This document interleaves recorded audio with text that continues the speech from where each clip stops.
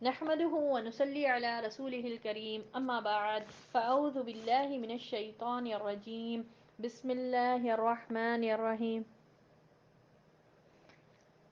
رب اشرح لي صدري ويسر لي أمري واحلل عقدة من لساني يفقهوا قولي ربي زدني علما اللهم فقهني في ديني اللهم إني أسألك علما نافعا ورزقا طيبا وعملا متقبلا اللهم صل على محمد وعلى آل محمد كما صليت على إبراهيم وعلى آل إبراهيم إنك حميد مجيد اللهم بارك على محمد وعلى آل محمد كما باركت على إبراهيم وعلى آل إبراهيم إنك حميد مجيد. چلیے غزوہ حنین شوال 8 ہجری کو ہوا. ٹھیک ہے، شوال 8 ہجری میں مکہ فتح ہو چکا تو خیس اعلان کے قبائل مشورے کے لیے اکٹھا ہوئے. ان میں ثقیف اور حوزان پیش تھے. انہوں نے کہا محمد صلی اللہ علیہ وسلم اپنی قوم کی جنگ سے فارغ ہو چکے ہیں، اب انہیں ہمارے ساتھ جنگ سے روکنے والا کوئی نہیں، لہٰذا کیوں نہ ہم ہی پہل کریں. چنانچہ انہوں نے جنگ کا فیصلہ کر لیا اور اپنی سپہ سالاری کے لیے مالک بن عوف نصری کو منتخب کیا اور ایک بہت بڑا لشکر جمع کر کے اوطاس میں اتر پڑے. ان کے ساتھ عورتیں اور بچے اور مال مویشی تھے. لشکر میں درید بن سما بھی تھا جو رائے کے پختگی کے لیے مشہور تھا. اس نے بچوں اور جانوروں کی آواز سنی تو مالک سے اس کی وجہ دریافت کی. ٹھیک ہے، اچھا اب یہاں تک ہم لوگوں نے پڑھا. اس کا مطلب یہ ہے اب مکہ فتح ہو گیا تو مکے کے اطراف میں قبائل والے تھے جو تھے خیس اعلان. ٹھیک ہے، بہت قبیلے رہتے تھے جس میں سے ایک خیس اعلان ایک قبیلہ تھا. ان میں بھی ثقیف اور حوزان بہت پیش تھے، آگے بڑھ کر تھے. ان کا معاملہ کیا تھا؟ ان لوگوں نے کہا اب محمد صلی اللہ علیہ وسلم اپنی قوم سے یعنی قریش والوں سے جنگ سے فارغ ہو گئے ہیں، اب ضرور ہم سے بھی جنگ کریں گے. تو اس لیے ان لوگوں نے سوچا کیوں نہ ہم ہی پہل کریں، یعنی کیوں نہ ہم ہی سٹارٹ کر دیں. اس لیے ان لوگوں نے جنگ کا فیصلہ بھی کیا اور سپہ سالاری یعنی لیڈر کس کو منتخب کیا؟ مالک بن عوف. مالک بن عوف کا نام تھا، اس کو لیڈر بنایا گیا.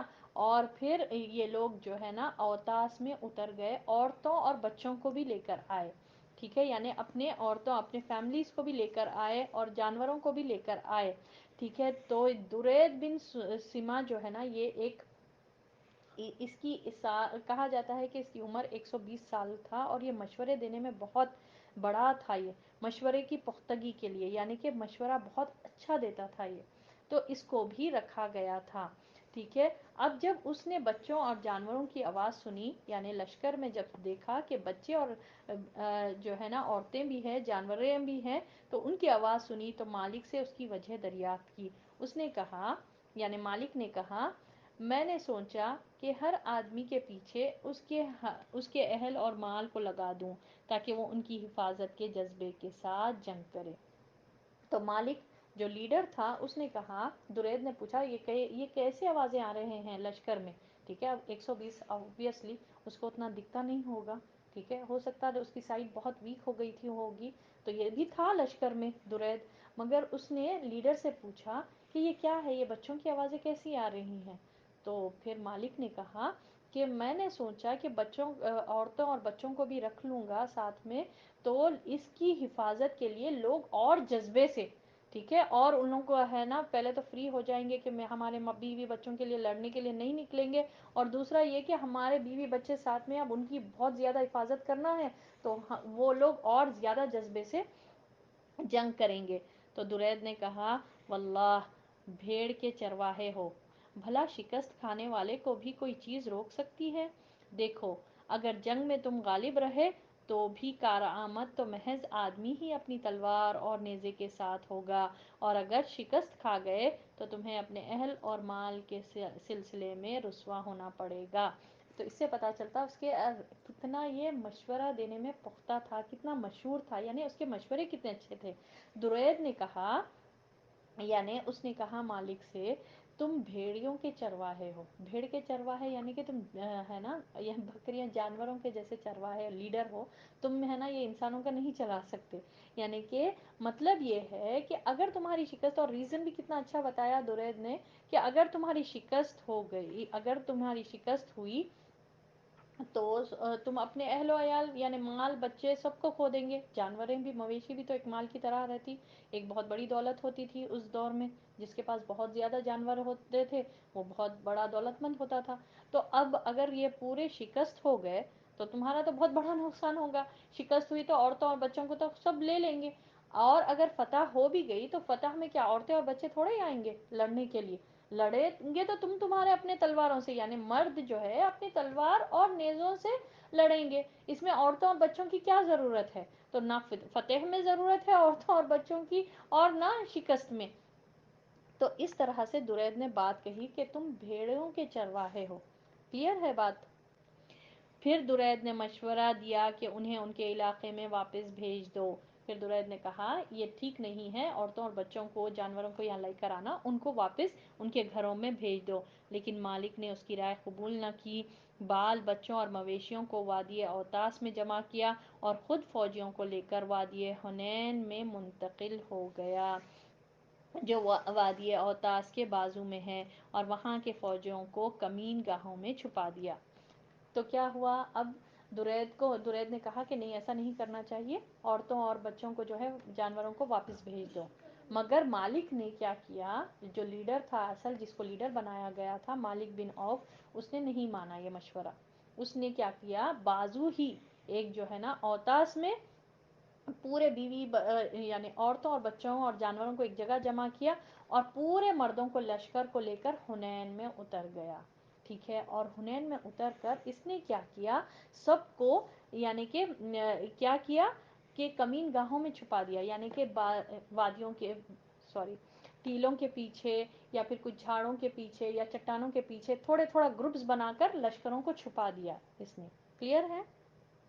اب کیا ہوا؟ ادھر رسول اللہ صلی اللہ علیہ وسلم کو ان کے اجتماع کا علم ہوا تو آپ صلی اللہ علیہ وسلم مکے سے ہفتہ 6 شوال کو روانہ ہوئے. کب؟ 6 شوال کو نکلے آپ صلی اللہ علیہ وسلم، مکے سے روانہ ہوئے. آپ صلی اللہ علیہ وسلم کے ساتھ 12,000 کا لشکر تھا. سبحان اللہ، پہلی بار اتنا بڑی تعداد کا لشکر تھا مسلمانوں کا. آئے تھے آپ صلی اللہ علیہ وسلم کے ساتھ 10,000، اب 12,000 کا لشکر آپ صلی اللہ علیہ وسلم کے ساتھ تھا. اس موقع پر آپ صلی اللہ علیہ وسلم نے صفوان بن امیہ سے 100 زرہیں ساز و سامان سمیت ادھار لیا اور مکہ کا انتظام عتاب بن اسید کو سونپا. راستے میں لوگوں نے بیر کا ایک بڑا سا درخت دیکھا جس پر عرب اتنا ہتھیار لٹکاتے تھے، جس پر عرب اپنا ہتھیار لٹکاتے تھے، وہاں جانور ذبح کرتے تھے اور درگاہ لگاتے تھے. اسے ذات انوات کہا جاتا تھا. ٹھیک ہے؟ اب کیا ہوا؟ اب آپ صلی اللہ علیہ وسلم کو علم ہوا کہ یہ ثقیف اور حوزان کے جو قبائل، جو خیس اعلان کے قبائل والے تھے، یہ لوگ بڑا لشکر لے کر حنین میں اتر گئے اور یہ لوگ جو ہے نا انتظار کر رہے ہیں مسلمانوں سے لڑنے کے لیے. آپ صلی اللہ علیہ وسلم کی نالج میں آیا. آپ صلی اللہ علیہ وسلم نے کہا سب کو نکلنا ہے، اور پھر 12,000 کا لشکر لے کر مکے سے 6 شوال کو نکلے. سبحان اللہ، 6 شوال کو نکلے وہاں سے. اور ٹھیک ہے، 6 شوال کو 12,000 کا لشکر لے کر نکلے. اور صفوان بن امیہ، ٹھیک ہے، یہ بھی جو ہے نا بڑا سردار تھا مکے کا، تو اس سے 100 زرہیں ادھار لیے اور مکے کا انتظام عتاب بن اسید کو سونپے. ٹھیک ہے، یہ جو ہے نا انصاری صحابی تھے، ان کو مکے کا انتظام سونپے. اب دیکھیں مکہ بھی فتح ہو گیا. اب دیکھیں آپ صلی اللہ علیہ وسلم آلریڈی اب مکے میں تھے، اب مکے کا انتظام تو سونپنا تھا کسی کو، تو عتاب کے پاس عتاب بن اسید انصاری رضی اللہ تعالیٰ عنہ کو سونپے. پھر اب کیا ہوا؟ جب چل رہے تھے آپ صلی اللہ علیہ وسلم، راستے میں لوگوں نے ایک بڑا سا درخت دیکھا جو بہت پرانا درخت تھا جس پر عرب اپنے ہتھیار لگاتے تھے. وہاں جانور ذبح کرتے تھے اور درگاہ لگاتے تھے، سبحان اللہ، اور اسے ذات انوات کہا جاتا ہے۔ اب غور سے سنیے، یہ قدیم رواج تھا، لوگ جو ہے نا وہاں پر آ کر تلواریں لٹکاتے تھے، اپنے ہتھیار لٹکاتے تھے، ذبح کرتے تھے جانور، اور ایک میلے کی طرح یوز کیا جاتا تھا وہ پلیس، وہ درخت کو۔ تو بعض لوگوں نے رسول اللہ صلی اللہ علیہ وسلم سے کہا کہ آپ ہمارے لیے بھی ذات انوات بنا دیجئے جیسا کہ ان کے لیے ذات انوات ہے۔ آپ صلی اللہ علیہ وسلم نے فرمایا، اللہ اکبر، تم نے وہی بات کہی ہے جیسی موسیٰ علیہ السلام کی قوم نے ان سے کہی تھی۔ کیا کہا تھا موسیٰ علیہ السلام کی قوم؟ جو ہے سورۃ الاعراف کی آیت نمبر 138، انہوں نے کہا، قالوا یا موسیٰ اجعل لنا الہا کما لہم آلہہ، انہوں نے کہا اے موسیٰ ہمارے لیے بھی ایک معبود بنا دیجئے جیسا کہ ان کے لیے معبود ہیں۔ اور حضرت موسیٰ علیہ السلام نے جواب میں کہا تھا، تم لوگ جہالت کی بات کر رہے ہو۔ پھر آپ صلی اللہ علیہ وسلم نے فرمایا، یہ طور طریقے ہیں، تم لوگ بھی یقیناً پہلوں کے طور طریقے اپناؤ گے۔ اب آپ دیکھیے، ٹھیک ہے، یہ 10,000 کا لشکر لے کر آپ صلی اللہ علیہ وسلم فتح مکہ کے لیے آئے تھے۔ اب فتح مکہ ہو گیا، لوگ جو ہے نا بہت زیادہ تعداد میں داخل ہوئے۔ اب آپ صلی اللہ علیہ وسلم 12,000 کا لشکر لے کر حنین کی طرف گئے۔ جب پتا چلا کہ یہ لوگ جو ہے نا قبیلے، یہ خیس اعلان کے جو قبیلے والے تھے، لوگ انتظار کر رہے ہیں حنین میں، تو آپ صلی اللہ علیہ وسلم جب گئے، راستے میں آپ صلی اللہ علیہ وسلم کے اتنا بڑا لشکر تھا ساتھ میں، اب نیو مسلمس ہے، نئے نئے اسلام میں داخل ہوئے سے ہے، ان لوگوں نے کہا کہ یا یہ جو ہے نا ذات انوات میں جب دیکھے لوگ جو ہے نا وہاں پر میلے کی طرح اس جھاڑ کے اطراف میلہ لگا کر پورا وہاں پر جانوروں کو ذبح کر رہے ہیں اور بیٹھے ہوئے ہیں، تو نبی صلی اللہ علیہ وسلم سے کہا کہ کیا آپ بھی ہمارے لیے ایسا کچھ بنا دیجئے نا؟ تو نبی صلی اللہ علیہ وسلم نے کہا، اللہ اکبر، تم نے وہی بات کہی جو موسیٰ علیہ السلام کی قوم نے کہی تھی۔ موسیٰ علیہ السلام کی قوم کب یہ بات بولی تھی؟ جب ہے نا فرعون غرق ہو گیا تھا، اللہ تعالیٰ نے یہ جو ہے نا بنی اسرائیل کو بچایا اور فرعون کو غرق کر دیا۔ پھر جب یہ لوگ بچ گئے، وہ لوگ جا رہے تھے، راستے میں چل رہے تھے، تو دیکھے راستے میں جو ہے نا ایک بستی والے لوگ جو ہے ایک جو ہے بت بنا کر پوجا کر لیتے بیٹھے ہوئے تھے، تو ان کی قوم نے کہا، بنی اسرائیل کی قوم نے کیا کہا کہ اے موسیٰ ہمارے لیے بھی ایسے ہی بنا دو نا ایک معبود، ہم بھی بیٹھ کر عبادت کرتے ہیں۔ تو یہاں پر بھی محمد صلی اللہ علیہ وسلم کو ان لوگوں نے کہا، اب مسلمان ہو گئے تھے، اب وہ جھاڑ دیکھے پورے لوگ اطراف میں میلے کی طرح یوز کر رہے ہیں اس کو، جانوریں ذبح کر رہے ہیں، وہاں پر ایک کچھ تجارتی سب چیز چل رہی تھی، کتنا اچھا ہے، جس کو ذات انوات کہا جاتا تھا۔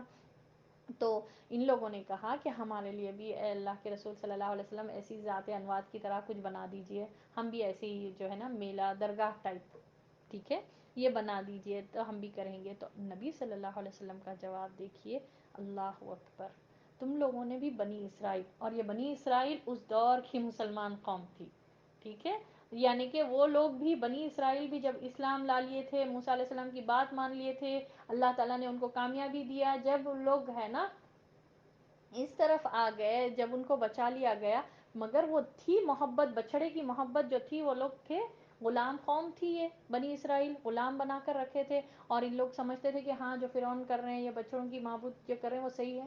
پھر ان لوگوں نے کہا وہ دیکھ کر کے، ارے یہ صحیح ہے۔ اب یہاں پر محمد صلی اللہ علیہ وسلم کے ساتھ لشکر میں کچھ نئے لوگ شامل ہو گئے تھے اسلام میں۔ اب ڈیفینیٹلی یہ سابقون اولون میں سے جیسے ابو بکر، عمر، عثمان، عبد الرحمن بن عوف یا پھر خالد بن ولید، ایسے لوگ تو نہیں بولے ہوں گے یہ سب باتیں، جو ابھی ابھی جو اسلام میں داخل ہوئے ان لوگ بولے ہوں گے دیکھ کر کہ ہاں یہ کتنا اچھا ہے، یہ جو ہے نا ہمارے کو بھی بنا دے ایسا، ہمارے لیے بھی یہ جو ہے نا ہمارے لیے بھی یہ چیز تیار کر دے، یعنی کہ ہمارے لیے بھی ایسا کچھ میلے کی طرح، درگاہ کی طرح بنا دے۔ نبی صلی اللہ علیہ وسلم نے کہا، اللہ اکبر، تم لوگوں نے وہی بات کہی جو موسیٰ علیہ السلام کی قوم نے، بنی اسرائیل نے کہی تھی، اور موسیٰ علیہ السلام نے جواب میں کہا تھا کہ یہ جہالت کی بات کرتے ہو تم لوگ. ابھی ابھی تمہارے سامنے اللہ تعالیٰ نے اتنا بڑا جو ہے نا معجزہ دکھایا، سمندر میں فرعون کو غرق کر دیا گیا، اور تم لوگ ابھی پہنچے بھی نہیں، تم لوگوں نے اتنی بڑی بات کی کہ ایک جہالت کی بات ہے کہ ہمارے لیے بھی اے موسیٰ ایک معبود بنا دو، ایسے ہی جیسے یہ لوگ بیٹھے ہوئے ہیں نا مجاور بن کر، ہم بھی کر لیتے بیٹھیں گے. تو سبحان اللہ، موسیٰ علیہ السلام کا جواب یہ تھا کہ تم لوگ جہالت کی بات کرتے ہو، تم لوگ جاہل قوم ہو. تو نبی صلی اللہ علیہ وسلم نے فرمایا یہ طور طریقے ہیں، یہ کلچر ہے، یہ طور طریقے ہیں، تم لوگ بھی یقیناً پہلوں کے طور طریقے اپناؤ گے. اللہ اکبر. تو اب کتنا آپ صلی اللہ علیہ وسلم نے یہ پہلے ہی بتا دیا کہ تم لوگ بھی پہلوں کے طور طریقے اپنائیں گے. سبحان اللہ. پھر ہمارے پاس کیا جواز ہے کہ ہم درگاہوں پر جائیں، جانوروں کو ذبح کریں، جس کو آپ صلی اللہ علیہ وسلم نے کہا یہ جہالت ہے، یہ طور طریقے ہے، اور تم لوگ بھی ایسے ہی کرو گے. جبکہ آپ صلی اللہ علیہ وسلم نے اس کو کتنی وہ طریقے سے کنڈم کیا ہے. اور یہ کیا ہے؟ جہالت ہے یہ. اللہ اکبر کبیرہ.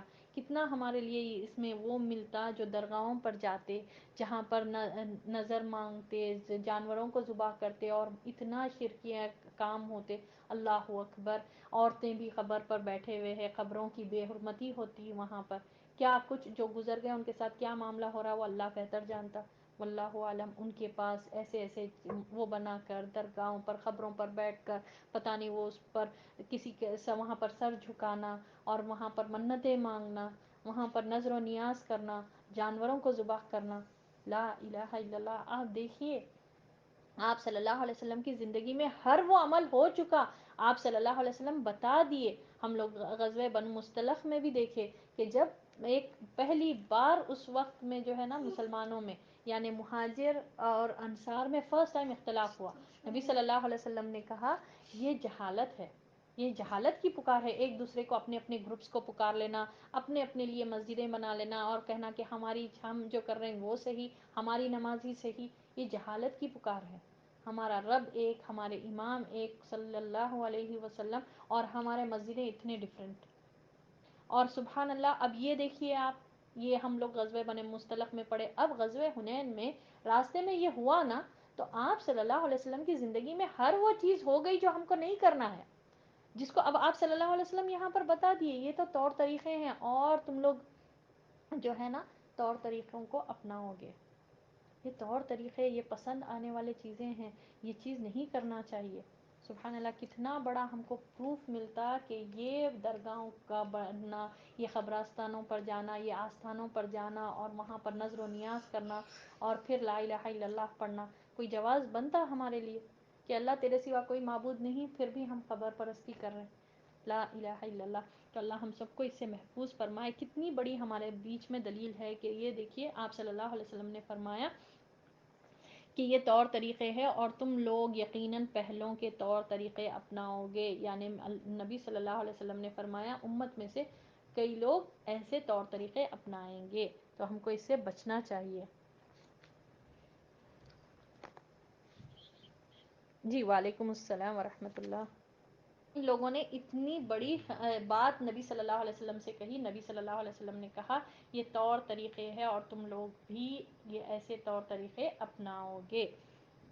پھر اس کے بعد بعض لوگوں نے لشکر کی کثرت کے پیش نظر کہا، یعنی لشکر پہلی بار مسلمانوں کی اتنی زیادہ تعداد میں لشکر نکلا تھا 12,000 کا. تو بعض لوگوں نے اس کی کثرت پر یہ آپ صلی اللہ علیہ وسلم سے کہا، بعض لوگوں نے لشکر کی کثرت کی پیش نظر کہا آج ہم مغلوب نہ ہوں گے، جس کا ذکر اللہ تعالیٰ نے سورۃ التوبہ آیت نمبر 25 میں اللہ نے کیا ہے. وہ ہے اذ اجبتم کثرتکم فلا تغنی عنکم شیئا. ٹھیک ہے، ان لوگوں نے کہا کہ آج تو ہم کو کوئی ڈیفیٹ نہیں کرے گا، جس کا ذکر اللہ نے سورۃ التوبہ میں فرمایا. حنین کا لفظ بھی ہم کو وہاں پر ملتا کہ حنین کے ٹائم پر جب تمہارا معاملہ یہ تھا، بعض لوگوں نے ایسا کہا کہ ہاں آج ہماری کثرت اتنی زیادہ ہے، آج تو ہم مغلوب نہیں ہوں گے، یعنی ہم کو کوئی ڈیفیٹ نہیں کر سکتا، ہم کو کوئی ہرا نہیں سکتا. یہ بات رسول اللہ صلی اللہ علیہ وسلم پر گراں گزری. یعنی یہ جملہ، یہ فخرانہ جملہ جو اللہ کو بھی پسند نہیں آیا اور محمد صلی اللہ علیہ وسلم پر گراں گزری۔ آپ صلی اللہ علیہ وسلم سن کر اپسیٹ ہو گئے۔ شام ہوئی تو ایک سوار نے آ کر خبر دی کہ بنو حوازن عورتوں، بچوں اور اونٹوں بکریوں سمیت نکلے ہیں۔ آپ صلی اللہ علیہ وسلم نے تبسم فرمایا اور کہا کہ یہ کل انشاءاللہ مسلمانوں کا مال غنیمت ہوگا۔ ٹھیک ہے، اب آپ صلی اللہ علیہ وسلم کے پاس ایک شخص نے آ کر خبر دیا کہ یہ لوگ ہے نا، یعنی یہ جو نکلے تھے یہ حوزن اور ثقیف کے لوگ، ان لوگوں نے اپنے ساتھ عورتوں اور بچوں اور مویشی جانوروں کو بھی ساتھ میں لے کر نکلے تھے۔ تو نبی صلی اللہ علیہ وسلم نے تبسم فرمایا، یعنی مسکرایا اور کہا کہ کل یہ انشاءاللہ ہمارے مال غنیمت ہوگا۔ اچھا یہ بتائیے، فتح مکہ میں کوئی مال غنیمت ملا؟ تو فتح مکہ میں کوئی مال غنیمت نہیں ملا، فتح مکہ ہی ایک عظیم فتح تھی۔ تو بہرحال اب یہاں پر نبی صلی اللہ علیہ وسلم نے کہا کہ اچھا حنین میں یہ لوگوں نے اپنے مویشی جانوروں کو سب کو لے کر نکلے ہیں، عورتوں کو سب کو، تو اب یہ جو ہے نا ہمارا کل مال غنیمت ہوگا۔ 10 شوال 8 ہجری کی رات رسول اللہ صلی اللہ علیہ وسلم حنین پہنچے۔ 6 شوال کو نکلے تھے، ٹھیک ہے، یعنی ٹوٹل 4 دن لگے۔ 10 شوال کو آپ صلی اللہ علیہ وسلم حنین پہنچے۔ مکے سے حنین اتنا دور تھا سفر، سوچے 10 شوال کو آپ صلی اللہ علیہ وسلم حنین پہنچے۔ وادی میں داخل ہونے سے پہلے سحر کے وقت لشکر کو مرتب فرمایا، یعنی ترتیب دیا۔ مہاجرین کا پرچم حضرت علی رضی اللہ تعالیٰ عنہ کو دیا، اس اوس کا پرچم اسید بن حضیر کو، اور خزرج کا پرچم حباب بن منظر رضی اللہ تعالیٰ عنہ کو، اور کچھ دوسرا پرچم دوسرے قبائل کو دیے۔ تو اب ہوا کیا، آپ صلی اللہ علیہ وسلم 6 شوال کو نکلے تھے، راستے میں یہ واقعات پیش آئے، راستے میں وہ ذات انوات کے تعلق سے لوگوں نے کہا، پھر راستے میں لشکر کی تعداد کی کثرت کے تعلق سے بھی لوگوں نے کہا، جس پر نبی صلی اللہ علیہ وسلم کو یہ بات گراں گزری۔ پھر ایک شخص نے خبر دیا کہ یہ لوگ حوازن والے تو ساتھ میں اپنے عورتیں، بچے، بکریاں، مویشی جانور سب کو لے کر نکلے ہیں۔ تو نبی صلی اللہ علیہ وسلم مسکرائے اور بولے کہ یہ ہمارا کل مال غنیمت رہے گا۔ پھر آپ صلی اللہ علیہ وسلم 10 شوال کو پہنچے۔ وادی میں جو ہے نا داخل ہونے کے بعد لشکر کو مرتب فرمایا اور مہاجرین کا جھنڈا حضرت علی کو دیا، اوس کا جھنڈا اسید بن حضیر کو، اور خزرج کا جھنڈا حباب بن منظر رضی اللہ تعالیٰ عنہ کو دیا، اور کچھ دوسرے بھی جھنڈے تھے جو دوسرے قبائلوں کو دیے۔ اتنا بڑا لشکر تھا 12,000 کا، تو سوچیں آپ۔ تو اب اس کے بعد 2 زرہیں پہنی، یعنی آپ صلی اللہ علیہ وسلم نے 2 زرہیں پہنی، سر اور چہرے پر خود لگائی۔ اس کے بعد ہر اول دستے نے وادی میں اترنا شروع کیا۔ اسے چھپے ہوئے دشمنوں کی موجودگی کا علم نہ تھا، ابھی وہ اتر ہی رہا تھا کہ اچانک دشمنوں نے ٹڈی دل کی طرح تیروں کی بارش کر دی، پھر وہ فرد واحد کی طرح ٹوٹ پڑے۔ اس اچانک حملے سے ہر اول دستے میں اضطراب پھیل گیا اور اس میں موجود مسلمانوں کے پاؤں اکھڑ گئے، جو لوگ پیچھے تھے وہ بھی انہی کے ساتھ ہو لیے اور یوں شکست ہو گئی۔ اس صورتحال سے بعض مشرکین اور بعض نو مسلم خوش ہو گئے۔ اب کیا ہوا، 10 شوال 8 ہجری کو آپ صلی اللہ علیہ وسلم پہنچے حنین میں۔ آپ صلی اللہ علیہ وسلم نے جھنڈے تمام صحابہ رضی اللہ تعالیٰ عنہ کو جس جس کو دینا تھا دے دیے۔ پھر اس کے بعد آپ صلی اللہ علیہ وسلم اراول دستہ، یعنی جو آگے والا رہتا، جو آگے کی رو رہتے، وہ لوگ آگے بڑھے اور وادی حنین میں اترنے لگے۔ لوگوں کو، مسلمانوں کو پتہ نہیں تھا یہ لوگ چھپے ہوئے ہیں۔ ہم لوگوں نے دیکھا کہ کس طرح حنین میں یہ مالک جو تھا اس نے تھوڑے تھوڑے لوگوں کو وادی کے پیچھے، چٹانوں کے پیچھے، جھاڑوں کے پیچھے ایسا چھپا چھپا کر رکھا تھا۔ تو اب ان لوگوں کو، مسلمانوں کو پتہ نہیں تھا۔ اب جیسے یہ لوگ وادی میں اترے، یہ جو پیچھے چھپے ہوئے تھے یہ لوگ اٹیک کرنے لگے، اور ٹڈی دل کی طرح، یعنی اتنی تعداد میں تھے یہ لوگ کہ یہ لوگ اٹیک کرنا شروع کرے۔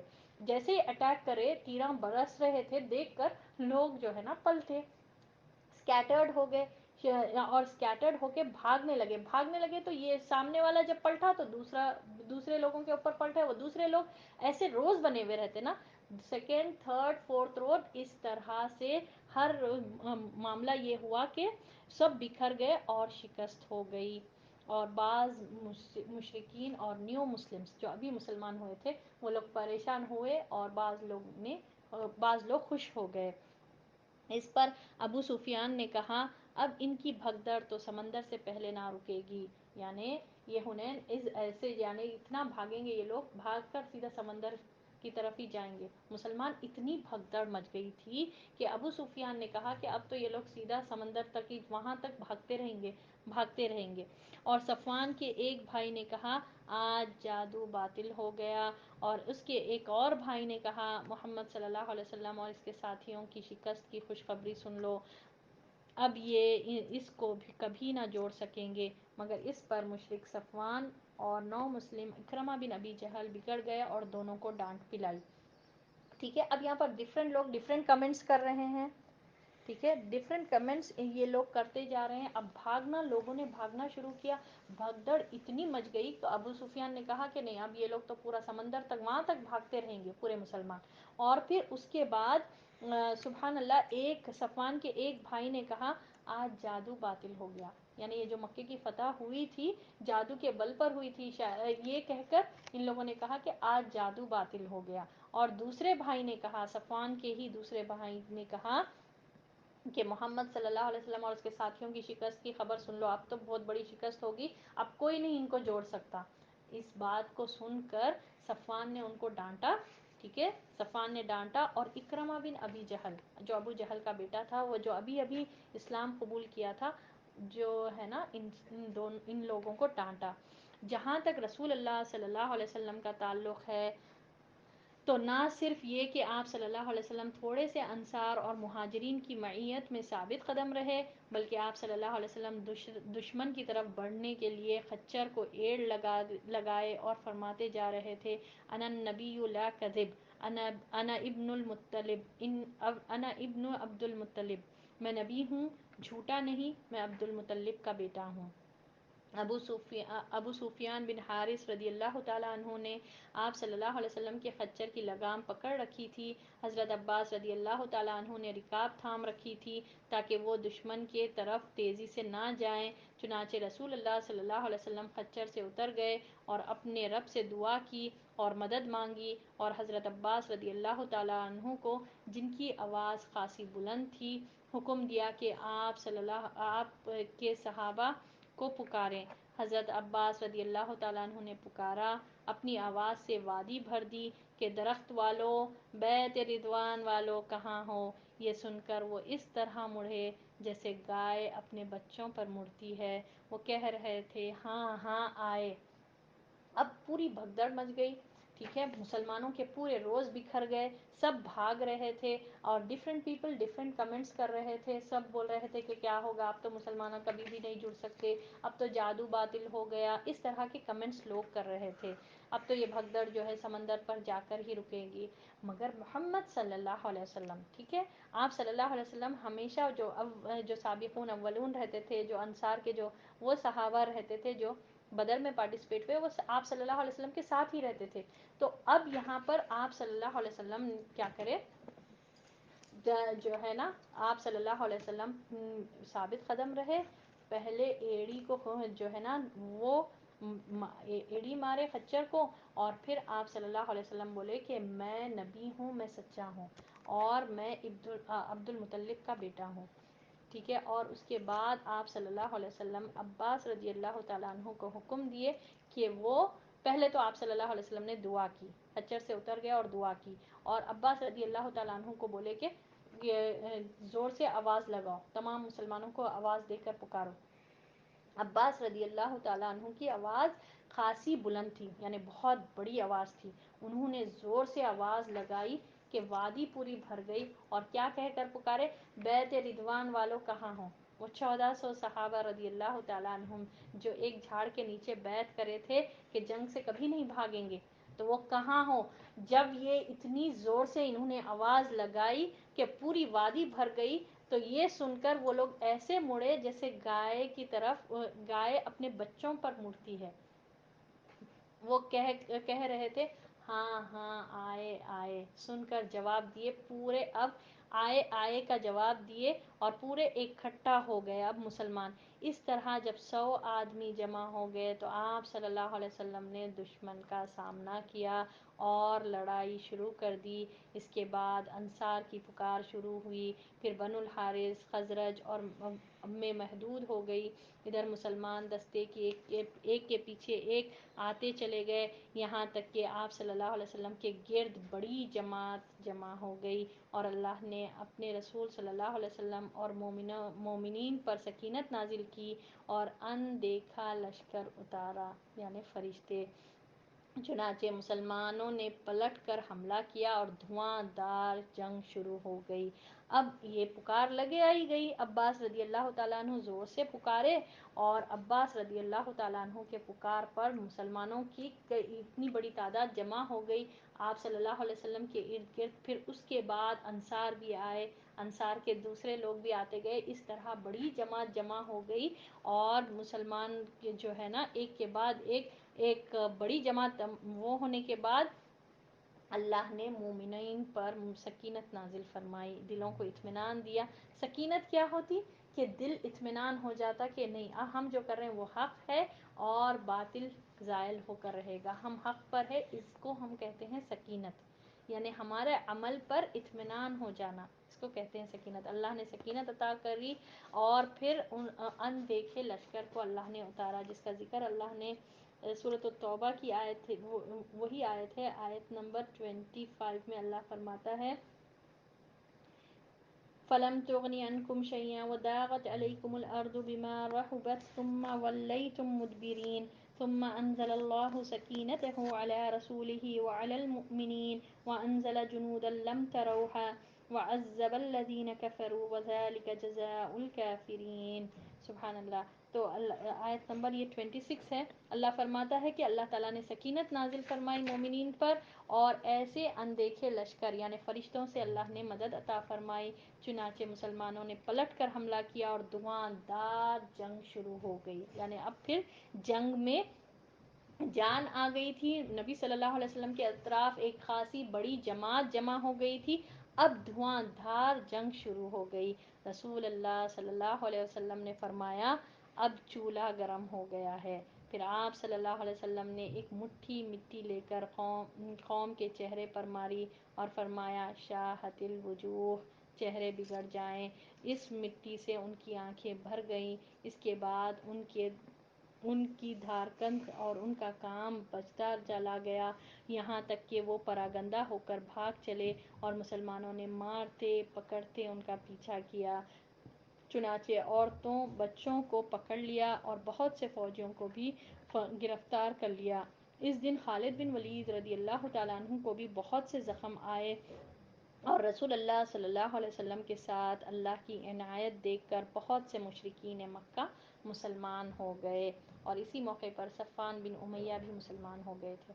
بہرحال یہاں ہوا یہ دیکھیے سبحان اللہ، نبی صلی اللہ علیہ وسلم نے جب اب دھواندار جنگ شروع ہو گئی، پورے مسلمان ثابت قدم ہو گئے، جو بھاگ رہے تھے وہ پلٹ کر واپس آئے، اور یہ ہوا یہ کہ نبی صلی اللہ علیہ وسلم نے فرمایا کہ اب چولہا گرم ہوا، یعنی اب ہے اصل جنگ کا وہ.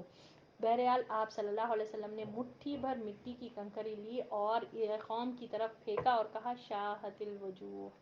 سبحان اللہ، شاہت الوجوہ یعنی چہرے بگڑ جائیں. آپ صلی اللہ علیہ وسلم نے کب کب کہا تھا یہ؟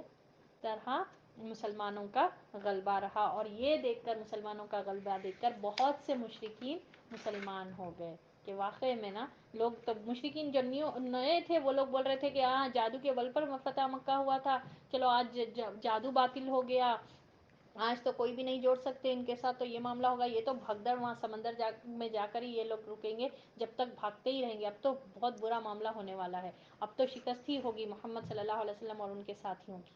اور اللہ نے کیسی مدد عطا فرمائی.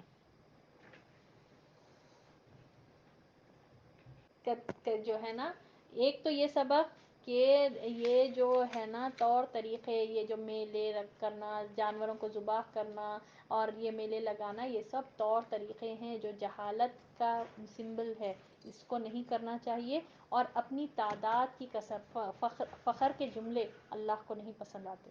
فخر یہ ایسی چیز ہے اللہ تعالیٰ کو بالکل پسند نہیں آتا. فخر اور تکبر والی ذات صرف اور صرف اللہ کی ہے، جو یہ تمام کائنات کا رب ہے۔ تو اللہ تعالیٰ کو جملہ پسند نہیں آیا، اور نبی صلی اللہ علیہ وسلم پر بھی یہ جملہ بہت گراں گزرا، آپ صلی اللہ علیہ وسلم سن کر اپسٹ ہوئے تھے، مگر سبحان اللہ پھر اللہ نے مدد عطا فرمائی، نبی صلی اللہ علیہ وسلم کی استقامت، دعا، اور پھر پورے لوگ مل کر جمع ہو گئے اور اتنی بڑی تعداد ہوئی، اور سبحان اللہ پھر یہ دشمن لوگ شکست کھا لیے اور بھاگنے لگے، مگر مسلمان ان کو پکڑے اور عورتوں اور بچوں کو بھی قیدی بنا لیے گئے۔ ٹھیک ہے، تو یہ تھا غزوہ حنین۔ اللہ سے ہم دعا کرتے ہیں کہ اللہ تعالیٰ ہمارے پڑھنے کو، ہمارے بیٹھنے کو اللہ تعالیٰ قبول فرمائے، ہمارے جمع ہونے کو قبول فرمائے، اور جو یہ اس کا مقصد ہے، اصل ایسنس ہے، اس سے سبق لینا، ہمیشہ اللہ پر بھروسہ رکھنا، اللہ ہی کو پکارنا، اور اللہ کو جو نہیں پسند ہے وہ کام نہیں کرنا، چاہے ہم تعداد میں کتنی بھی زیادہ ہو جائیں، چاہے اکثریت غافل ہے، رہنے دیں غافل، ہم اگر اکیلے کیوں نہ ہو، ہم حق کے لیے کھڑنا ہے تو کھڑیں، تو اللہ کی مدد ڈیفینیٹلی اکیلے کے ساتھ ہوگی، میکزیمم میجورٹی کے ساتھ نہیں ہوگی، میجورٹی جو غلط کرنے دیں، مگر ہم حق کو تھام کر رہیں گے، ایک دن ایسا آئے گا یہ حق غالب ہو کر رہے گا، یہ ہو کر رہے گا، اور اللہ تعالیٰ یہ دیکھنا چاہتا ہے کہ ہم کتنی استقامت سے اس کو پکڑ کر ہیں، ہم کتنا اللہ سے محبت کرتے، اور اللہ کی محبت میں کیا کچھ نہیں ہم قربان کرتے، کیا لوگوں کی باتیں ہمارے لیے میٹر کرتی، یا پھر پلٹنا، ہم کو پھر پرانا دین پسند آتا، یا پھر یہی چیز آپ جو پہلے کرتے ہوئے آ رہے ہیں طور طریقے وہ پسند آتے اور پھر وہیں پر ہم نہیں جاتے، یا پھر ہم اللہ کے سامنے استقامت دکھا کر آگے بڑھتے رہتے، اللہ یہ دیکھنا چاہتا ہم نے، اللہ ہم کو استقامت عطا فرمائے، اور اللہ سے دعا ہے کہ اللہ تعالی ہم کو اس دنیا میں سلیقے اور طریقے سے عمل کرنے والا بنائے، جو وہ طریقے ہیں جو محمد صلی اللہ علیہ وسلم نے بتایا، تاکہ ہم کامیاب ہو جائیں۔ اللہم ربنا آتنا فی الدنیا حسنہ وفی الآخرۃ حسنہ وقنا عذاب النار، اے اللہ ہم کو دنیا میں بھی بھلائی عطا فرما اور آخرت میں بھی بھلائی عطا فرما، اور ہم کو دوزخ کے عذاب سے بچا لے، آمین یا رب العالمین۔ وآخر دعوانا ان الحمد للہ رب العالمین، سبحان ربک رب العزۃ عما یصفون وسلام علی المرسلین والحمد للہ رب العالمین۔ سبحانک اللہم وبحمدک، نشہد ان لا الہ الا انت، نستغفرک ونتوب الیک۔ السلام علیکم ورحمۃ اللہ وبرکاتہ۔